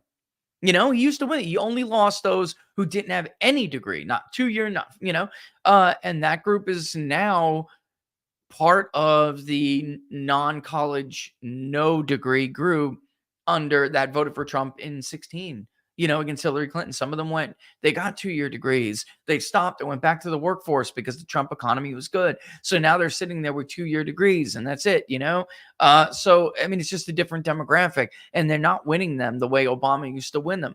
So they have to win those with a degree by even that much bigger of a margin. I just don't think it's going to happen, Robert. And the other thing with that, it's like some of the fractures in their foundation. So if the theory is we're going to run up the margin amongst white upscale voters, that's their theory. Then that should be showing up in Virginia polls, which is more college educated than North Carolina is. That should be showing up in Georgia polls, which is comparable to North Carolina. That should be showing up in Texas polls. In areas around Dallas and Houston. I mean, you have a lot of migrants in those areas too that led them to think it was going to be competitive. That has some of them believing it's going to be competitive for the Senate this cycle. When you've got media polls showing an 11-point Trump lead in Texas, not so much. But so that's where I think some of their missed analysis is that it should be showing up where it's not showing up in voter registration data, early voting data, and in polling data. The same is true like between Nevada and Arizona. Arizona has more post-college whites than Nevada does. So if that's the model, they should be much more competitive in Arizona than even Nevada. That margin should be shrinking between the two, not growing between the two in terms of Democratic proclivity. And then you're absolutely right. It's a massive disaster in the industrial Midwest because white college educated voters, particularly the upscale crowd, are underrepresented compared to their nationwide norm in Pennsylvania, Michigan, and Wisconsin. I mean, it's in fact, it's particularly bad in Wisconsin, but it's bad in large parts of Pennsylvania. It's bad in large parts of Michigan. And so if that's the plan, which sounds like it's basically the Hillary plan all over again, which at least would make sense of their campaign, why they're not worried about trying to reach out to Hispanic voters, trying to reach out to Black voters, trying to reach out to white working class voters, worrying about how things are looking in the North Carolina flood handling, that all of it they believe is that they just got to run up the numbers amongst upscale whites, and they're in, and upscale voters in general, and they're in, and except their own reaction to Georgia data, and Texas data, and Virginia data says otherwise. Their own reactions between Nevada and Arizona show otherwise. There's signs that there's something wrong in their data, in their assumptions, and in how I think they're polling. As you know, some of these states are very hard to poll. Nevada, North Carolina, extremely difficult. But they should know better than to do that. I mean, they just got to do the same math as before. And there too, if they were really running up the numbers amongst all college-educated voters, in other words, some college voters, associate degree voters, low-level college voters, because your modern working class, a lot of them have college degrees amongst millennials. It's just their college degree is State U, not Penn State U, some other version of that those are the voters that reside in the more mid-scale suburbs around Pittsburgh, around Erie, around Scranton, around Philly, and they're all trending heavily Republican in voter registration.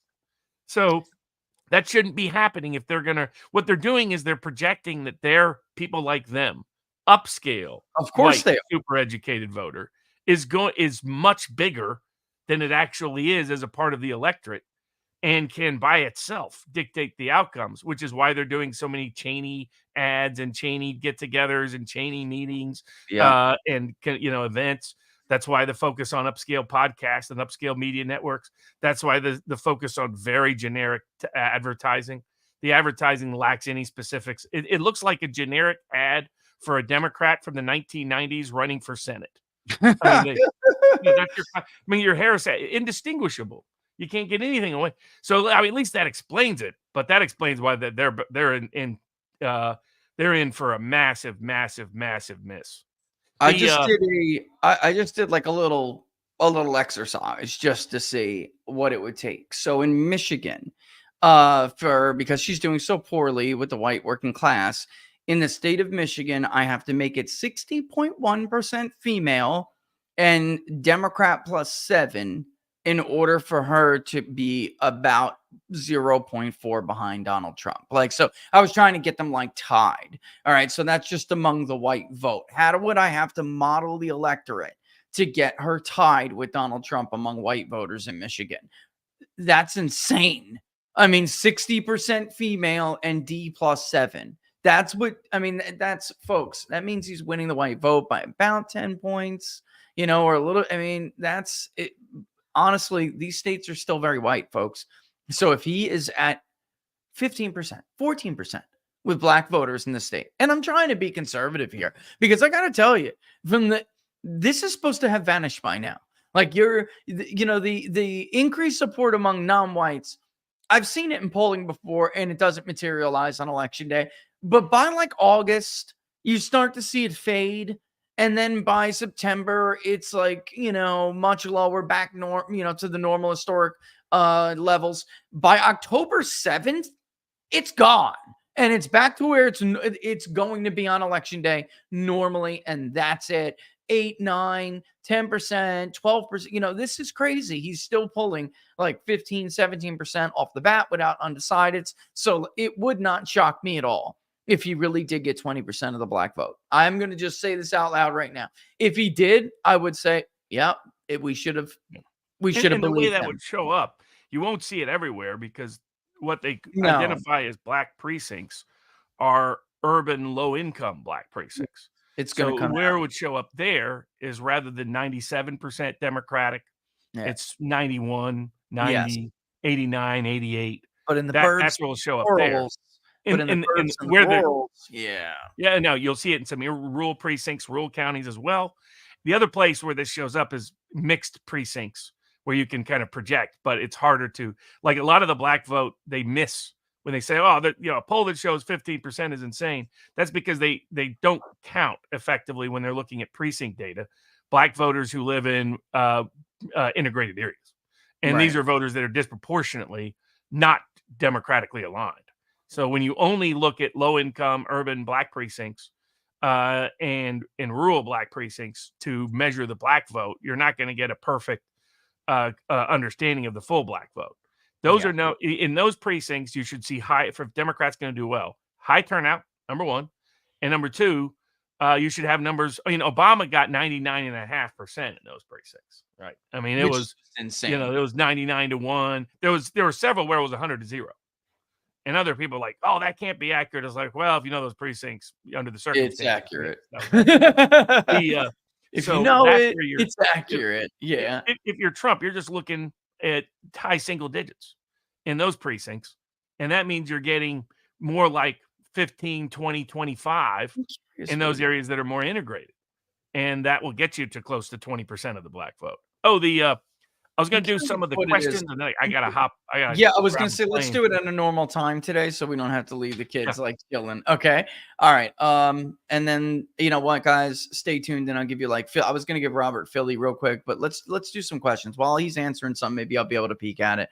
So, Very fun. It's kind of funny, actually. Are you ready? Welcome to the Who Are These Two Odds show. Yeah. It's not a question. It's a wise guy comment. That's true. We are, and in a good way. Hey, guys, currently impacted by Helen and the awful response federally. Do you think this hurricane gives Big Mark a chance since the news is off him? Listen, Mark Robinson was down before. All right. I'm going to tell you why. Maybe you're the kind of Republican who really does want a bigger tent, and you're probably MAGA, right? Sexy princess writer. All right. I'm going to say you're not a Dana Lash kind of girl. Okay. You're probably a new right Trump supporter.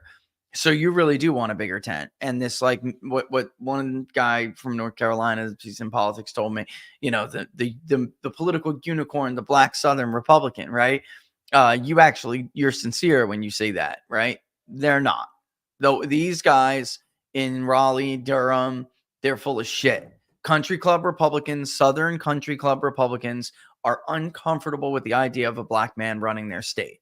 And they dropped this nuke on Mark Robinson. Josh Stein did not have this information. I know who did it.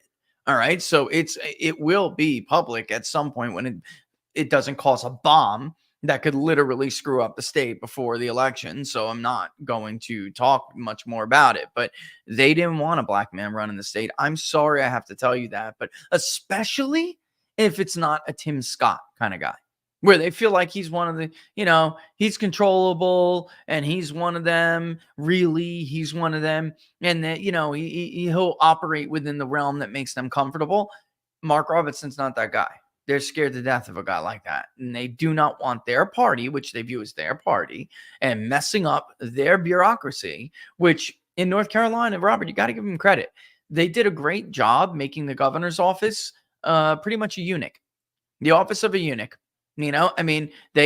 Cooper is, they chopped his balls off years ago. Like there's nothing he could do. All right. And they don't want some guy, right, left, or anything, but definitely not somebody like Mark Robinson coming in and throwing bombs and causing disruptions, even if it's good for the voter. And so I'm sorry to break that news, but there are a lot of Republicans I know here who will not vote for Mark Robinson. I don't know what they're going to do with their vote down ballot, but they're not going to do it. I know people who won't vote for Mark Robinson, but yet are still going to vote for Trump because they just view her as horrible. I hate to say it, Robert, but do you see something in common? Yeah. What's it? What does Trump and Stein have in common? The one thing they got in common: they're white. I'm sorry, man. I'm tired of this shit with the Republican Party. There is a hidden racism, and it's not in the MAGA coalition. It's not. It's in the country club Republican, Southern, old establishment, bushy wing of the party. They don't like people who don't look like them, and they talk like them. It makes them uncomfortable. I'll leave the rest. Yeah. Yeah, I don't have anything to add on that. That's it, because it's 100% true, and they've been blowing smoke at people's asses for years, and it's got to be addressed and confronted. It really does. Okay, so got a real itchy finger on Poly Market's Trump to win Clark County at 16%. How confident are you he wins it? Also, your predictions on Miami-Dade. I'll let you start that one. I think your thought is that here's what I would put it: 50% chance of Clark County, 50% chance he wins Miami-Dade. Where would you put it? Yeah, I mean, absolutely. Because listen, I went back and looked to compare the poll we did in Nevada recently with the ones we had done for the U.S. Senate in 2022. And ironically, it wasn't Clark that caused Laxalt to lose. I mean, even though he lost by a typical margin or a little bit better than a typical margin, he underperformed in Washoe, really. And Lombardo didn't. Lombardo did more respectable. That's how he was able to hold on. Lombardo did do better in Clark, marginally better. But honestly, if Laxalt did not get clobbered that way in Washoe County, and our polling did show that, yet Trump was leading in Washoe, and Trump was ahead by 2 points in Clark County. It is almost totally identical to what we saw 2 years ago. And so I trust it because it's so close. And it's an area, a regional demographic in a poll is a subgroup. So the sampling errors for subgroups are higher. So does he have a better chance than not to win the county? Yeah, he does. If this works out the way it does. Hey, little buddy, it's okay. It's all right. Yeah, he's running. He wants to say hi to daddy. It's okay. Oh, now he's gonna cry because you told him he couldn't say hello to his dad. What do you expect? Anyway, come here, buddy. You can come say hi to people. You want to say hi to everybody? Anyway, so yeah, we give it 50-50. In Miami-Dade, actually, though, I don't know, Robert. I think it's more than 50-50. I think he's going to win Miami-Dade. I do. I feel that good about it. Where would you put the odds? 60, 65%? 65%. Yeah, 65%. It's just he did so much better in 20. Okay, you got to close that door now. He did so much better in 20 than he did in 16 under more favorable demographic trends, and those demographic trends have just gotten better as time has gone on. So I really would 65%, And Howie, thanks for the bumper sticker, right? I'll tell you, and Lichtman has, okay, this is a good question. Lichtman has predicted elections since when? I have predicted every presidential election since 68. Rarely correctly, but still. Well, the reality is the elections were pretty easy to predict between, when he claims to have started, 84, 88, 92, 96. That those elections weren't really in doubt. And in 2000, 92 early on, maybe. But that would be all. And then 2000 was close, and he got it wrong. And then and then everything but except for 08 has been close, and that's because he was more honest with outside of the Trump era with his numbers. In 2016, he acknowledged that Trump should win under his keys. Then he became anti-Trump. He misapplied his keys in 2020. Democrats barely snuck in, and he's misapplying them now. Yeah. And by the way, he does give a projection for how close the stuff will be. 2020, he was way off. It wasn't even, he was way off, just like everybody else was. So yeah, and he just refuses to acknowledge the one election that was difficult that a model should show its value in. He got wrong. That's it. I don't know what, why everybody continues to sing this guy's praises. It's crazy.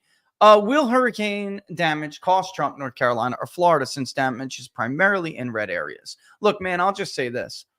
The political impact should be favorable to Donald Trump because, of course, it's FEMA, a federal response that has been botched. And, of course, the one state where there was real lack of preparation was North Carolina. That's run by a Democrat. So, I get what everyone is saying it's going to cost Trump because of the areas in Georgia.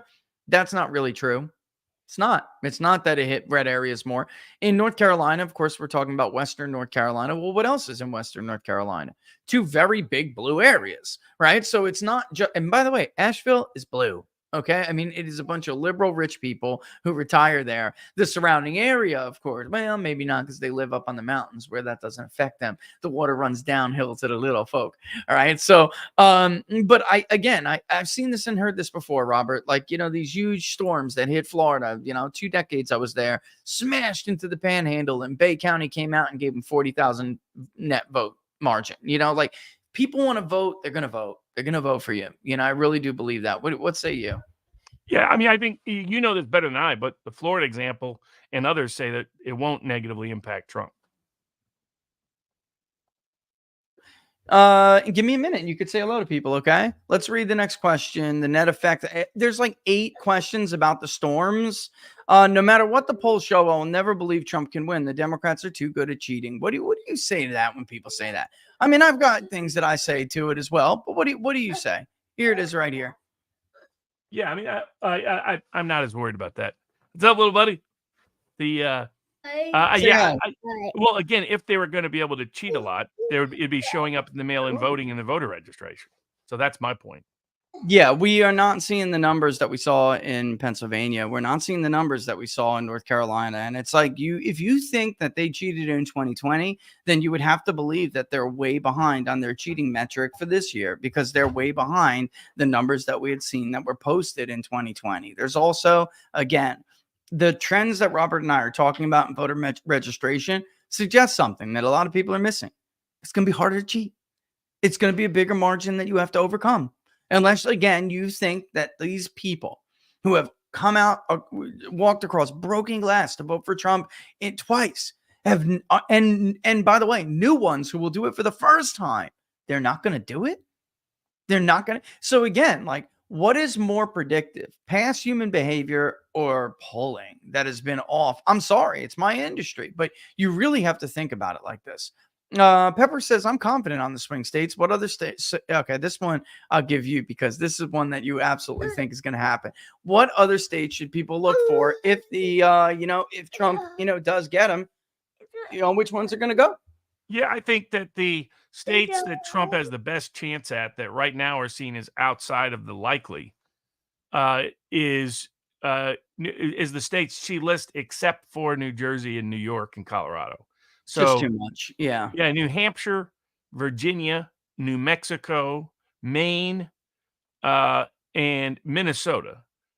Those are the 5 states that he could surprise with winning one of those. And there's polls out of all Yeah. of them at some point that have shown it within the margin of error. By contrast, New Jersey, he'll get it within single digits, but I just don't see him flipping it so much that it flips all the way. New York, I think he'll get it under 20 points. I think he'll beat the margin of victory that's predicted in the betting markets in all of these states. But and then Colorado is actually one of the few Too liberal, too Democratic young. registration trend states in the country. Too So liberal, too young, too educated. It really is. And by the way, a lot less Hispanic vote, especially working class vote, than say New Mexico, which I guarantee you will be closer than Colorado. I'm telling you, of these states, Maine and Minnesota, I'm really looking at them. Minnesota is a tricky state to pull. We did kind of overstate Biden by about 3 points. Everyone overstated him by some amount. And if that race really is now low single digits, you're in trouble. As a Democrat, you're in trouble. Now, will he take it? I don't know. It was so close last time in 16, and he fell short about 2 points and change. But man, Maine, everything about Maine, Robert says that it should go. It really should. I don't understand why Harris on polls performs. Okay, I don't understand why Harris on polls overperforms both registration trends and the issue-based polling. Issues are Trump plus 15 versus the polling Trump plus 1. This is something I was trying to address before. Like, I feel like we're missing something here. Like, there's something we really are missing. What do you think? the issue polling has been more predictive of outcome than where the generic lead is. So what that tells you is it's going to be closer to where Trump's edge is on the issues than it will be on Trump polling. Now, some of that is some of these issues, et cetera, those are independent leaning voters or Republican leaning voters. So that, like Democratic voters, will pick a Democratic issue to give them, and it just will rank low in terms of all voters. But so it's not a surprise that Trump's lead wouldn't quite match his polling lead, his top issue lead. But what the Gallup data shows you is whoever's got that lead on the top issue, that tends to be where the election turns out to be, much more accurately than where they have the candidates. Look, there's one thing here that I've mentioned before. This is a good one, and I know we're coming up on the time here. I think I'm seeing a pattern: the new rich supporting Trump, old rich supporting Kamala. Any data on this? That is 100% true. And I have just been like so slammed. I haven't been able to show it, Robert. But if like you are a non-educated person or non-credentialed, let's say that, right? And you are first generation with money, or you're non-educated and you have higher income, you are vastly different as your vote preference than people who also are high income who are educated, which tells you these people had a more privileged life. They're not first generation money. They're not first generation even educated, many of them. And if you were somebody who made it on your own, were a self-made man or woman, you are super Trumpy. I mean, that may be Trump's best voter. Regardless, like when we just say working class, folks, it doesn't mean they're broke. It just means they're not educated, right? In our societal standards. And it's partially a mindset, a mentality that these are. All right, that's I think all the other questions we answered some variation there. Absolutely. I got to Go hop ahead. a plane. Good luck to everybody. If you want all the want to continue to support to get independent data, to get accurate data, go to the public polling project that Rich has linked So you can, get accurate data out of North Carolina, get accurate data maybe out of Maine and New Hampshire, and like we got out of Nevada, like we got out of the Midwest, like we're getting nationwide. And if you want all the picks that I have on all the betting markets, you can go to sportspicks.locals.com, and that's where all that is available. All right, brother. I will see you next week. Okay. Have a safe flight. All the best. Robert Barnes, folks. All right. Listen, now I got Roro. Now you can say something. Okay. You want to say something? Yes. Say something. Say hello. Hello. And here's more Roro goodie fun. See this guy? Right? Yes. He gave you $5. $5. So I'm not allowed to use this for me. That's for you. Yeah. I got to get you, like, I don't know. What do you want to get with it? Play-Doh? Yeah, Play-Doh. Yeah, Play-Doh. Okay. I want. Can you get one? Can I get one for you? Is that what you're saying? Tell me, how was school today? How was school? Good. What did you learn about? Too much work. Too much work? Is that Yeah. what you just said? Yes. I'm asking you what you learned about. Did you learn about numbers? Yes. Did you learn about different words? Don't you have a word of the day? What's your word of the day today? What's your word of the day or something? Did you get on green? Yes. Can I see your folder to verify that, young man? Mm-hmm. Okay, good. All right, I gotta go. Let's say goodbye to everybody. Okay. Yeah. Don't forget, if you like the videos, like them and share them far and wide. All right. Like Robert said, all the links to locals, social media, everything in the description below. Keep an eye out on my locals feed for Pennsylvania and Michigan. My goodness, I'm getting gray, aren't I? Laura loves it. I don't like it. I'm feeling gray. I'm looking gray. The hell with time, right? Yes. Say goodbye, everybody. Goodbye. Enjoy the music. Enjoy your music. All right, guys. I'll see you Wednesday. Keep an eye on the feed, all right? Please rate the field and decide the field. That's right.